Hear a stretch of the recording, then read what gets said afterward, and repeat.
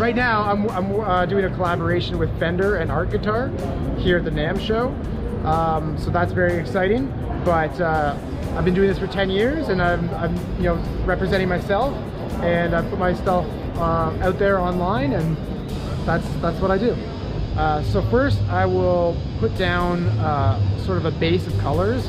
I layer almost copious amounts of paint, pouring, gallons of paint onto the surface of the canvas.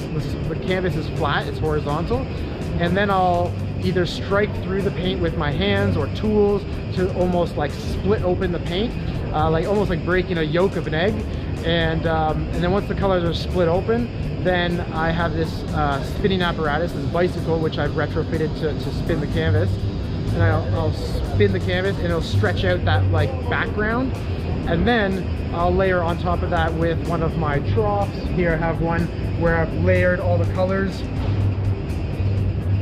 inside, and I'll either pour it by hand or I'll swing it over top of the surface with like a pendulum. Today I use my hands, but I've also I'm known to swing it over top of the surface using my iconic spin painting apparatus. And then we'll digitize that, aka we'll scan it and get it onto the computer and print it onto the guitar, onto the Fender Stratocaster guitar. And then those guitars we're only doing 5 of those, and they're here at NAMM. Well, we have one right here, and there's another 5 of them that are in production as we speak.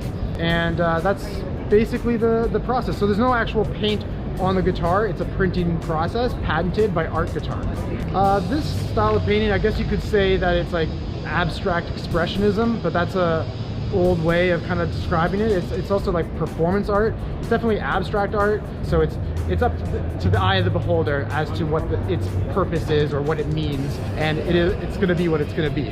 So I never know how it's going to turn out, and that's what also makes it exciting for me.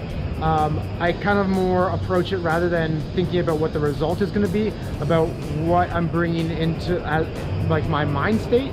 So I have this area where I paint, which I call the arena, and when I step into the arena, I'm also stepping into like a state of mind, and I'm trying to let go of my expectations and notions of like what this should be, and I almost like delete the word should from my vocabulary and let it happen how it happens, and let those feelings be represented in color. The painting knows when it's done, and it's really a conversation that I'm having with the painting, and so I'm just trying to be present and trying to listen to that conversation, and it will inform me when it's finished, and that's when I should stop. And I never know when that is. Maybe I have to repaint it and do it 4 or 5 times over, or maybe I do it once and it works out perfect. So I'll never know. It's always a process. Working with Fender is very, very exciting, and well, I mean, it's very humbling. I like, it's such a amazing brand that I'm very honored to work with.